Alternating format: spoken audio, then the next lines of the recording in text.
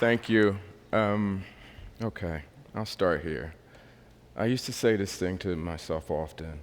There's no such thing as a bad mark. There's no such thing as a bad mark. And then I would also say there's perfection and imperfection. And there's perfection and imperfection. I would say it over and over and over.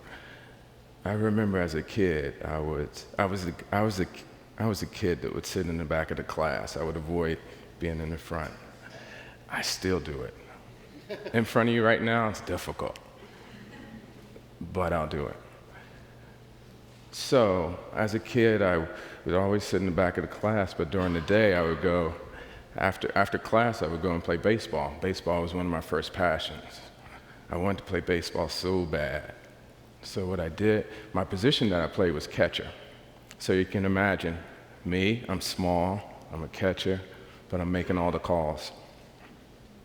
So, as I grew, my mom created a school outside of school. And the school was that she would take me to museums, she would take me to places like, let's take for instance, like, I remember as a kid going to see George Washington Carver's lab, or traveling up and down the coast of Georgia and South Carolina amongst the islands and learning about the practices of people.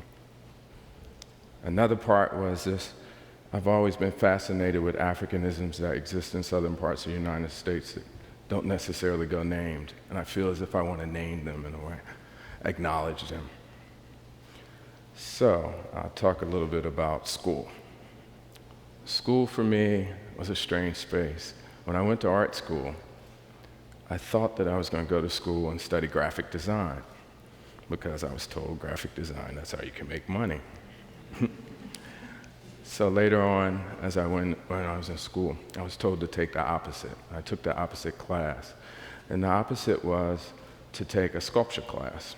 And I took a sculpture class, and it took my interest. And the next thing was I went to hear a lecture, and the lecture was from this Cuban artist named Luis Cruz Azaceta. And I went to hear him speak, and he talked about his art making, and he talked about his experiences in Cuba. He talked about being in New York in the 80s. And from then on, my interest towards art, I moved towards it. So I remember one spring break, I think everyone left. Everyone left, they went off to see their parents or they went on vacation. And I remember going up to the studio. I hadn't made a piece of art yet that I felt comfortable with calling it art. And I remember working in the studio. My studio didn't have windows, so I didn't know how it looked outside. So I started working. It started to feel good, really started to feel good. 12 hours later, I'm still in the studio. I hadn't had a bite to eat or I hadn't had any water. But it felt so good, I kept going. I kept working. Literally, it was like 2 days. And I made my first piece of art that I felt very comfortable with.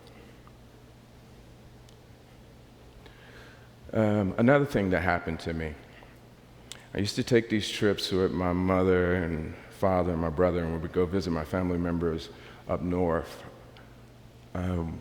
My grandparents lived in Virginia, right outside of a town called Charlottesville. I remember as a kid getting on the train here in Atlanta. It was called the Southern Crescent. The Southern Crescent would leave around 7 or 8 o'clock at night, and then we would end up in Charlottesville around 8 in the morning or so. I hated going to the country. It was very difficult, but I've learned a lot from those experiences. So I remember staying up, I'll go start somewhere else. I've always been curious about religion, spirituality, practices. I've always been curious because I think about African Americans coming to this country and the Atlantic dividing, and we're not necessarily knowing our makeup. I remember my grandmother. Now, this is on Christmas, and I had a lot of cousins and uncles and aunts that come to visit. My grandparents had a small house. And I remember Sunday morning, I remember the sea of quilts of all my family members all laying in the living room and sleeping together next to one another. I remember my grandmother coming in and saying, "Is anyone going to church?" No one moved. My grandmother put on Mahalia Jackson, and that was church. So later on, I remember it was late at night, my grandmother and my mother and her sisters, they were sitting at the table and discussing life and things that have happened in the past year or so. And I remember sitting there, and I would sit there and doodle. And my grandmother, I don't think she really knew I was going to be an artist, or maybe she did, but I remember her going in the back and pulling out this old family album, and she pulled out this family album. And it was close to maybe 400 photographs in the family album. And out of those 400 photographs, probably 70% of them we didn't know as who they were in terms of family members. So I choose to use those images in my work. And at the time when my grandmother gave me the photographs, I was also in this space of trying to figure out how to place myself in my work. And the one person who taught me was my grandmother in a very silent way. So these are some of the photographs that were given to me by my grandmother, some of the first photographs. So my studio is my place of prayer. My studio is where I go and solve problems, whatever problems. I dance in my studio. It feels like an antique shop in many ways. I collect objects that have a certain past. They may have, for me, I give them maybe 3 or 4 different meanings.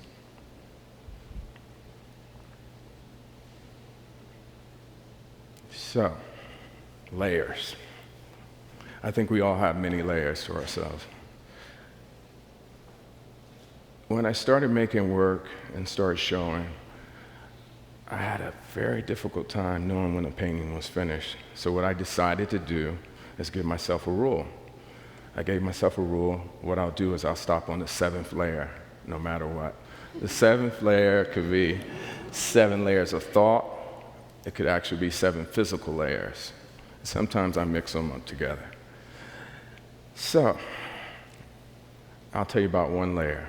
All right, I talk about my grandparents a lot because they meant a lot to me, because I think they were some of my first teachers.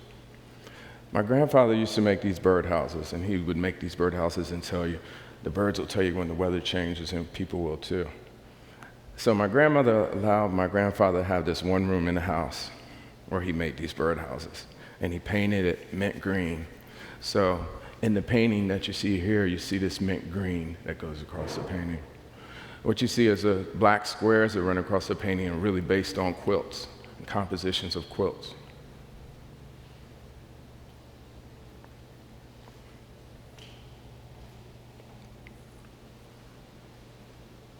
So this is the painting I was just explaining.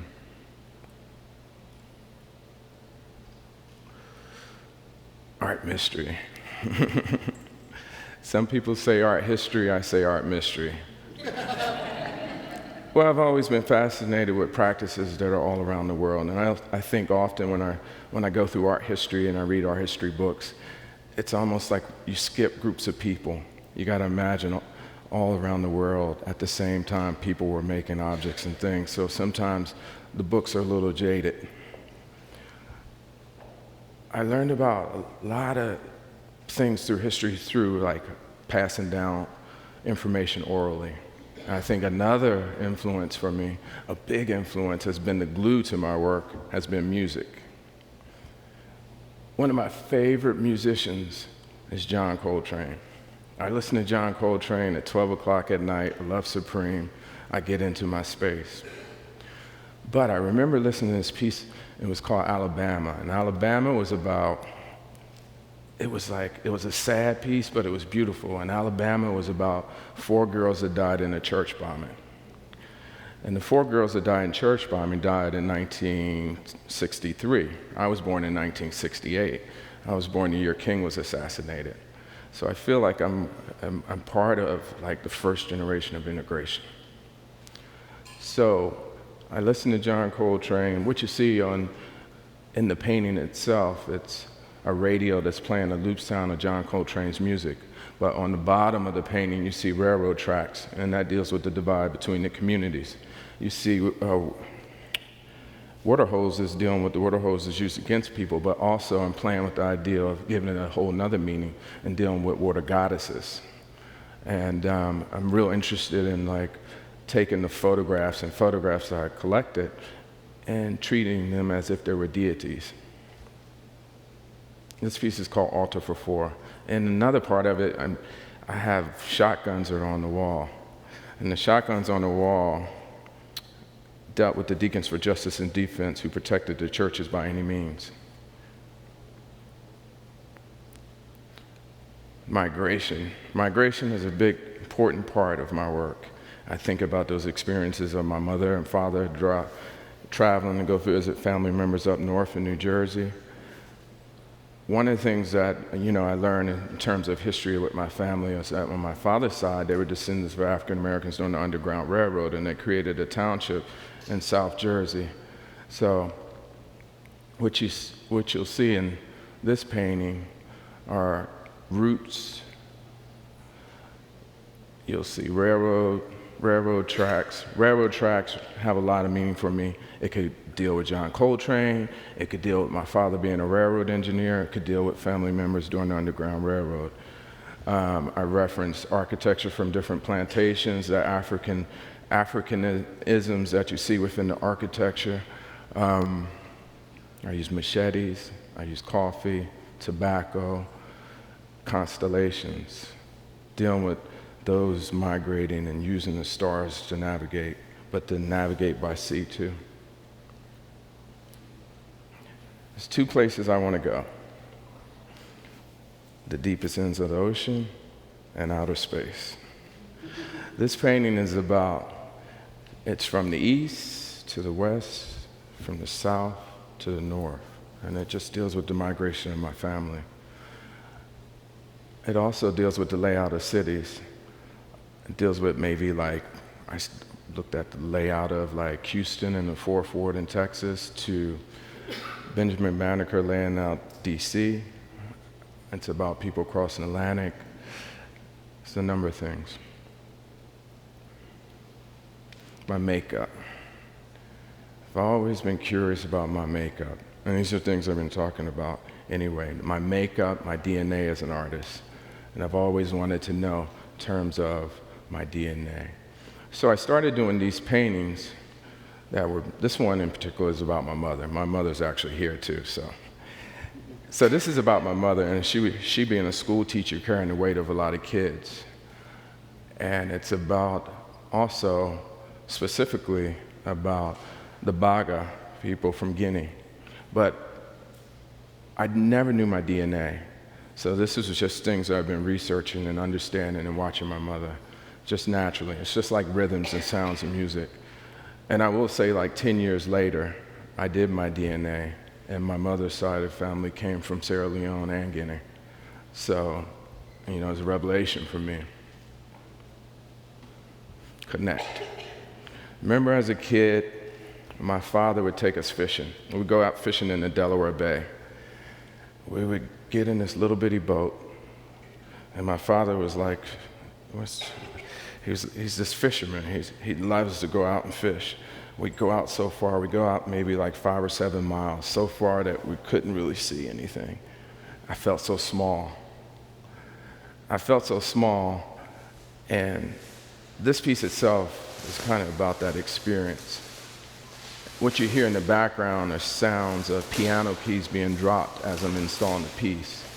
There's a conch shell that's on the side, which if you put it to your ear, you would hear, just like you put a seashell to your ear and hear sounds of the ocean. But with the shell itself, you hear sounds of piano keys, and the piano keys are turning into waves.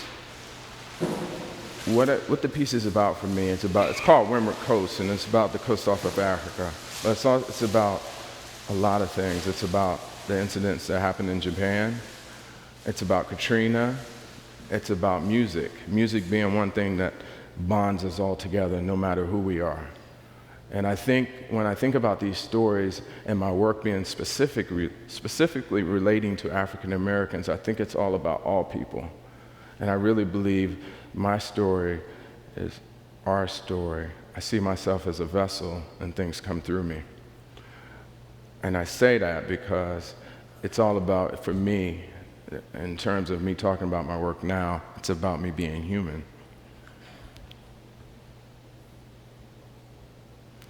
On key, off key. I know a lot of you know Thelonious Monk. Thelonious Monk playing.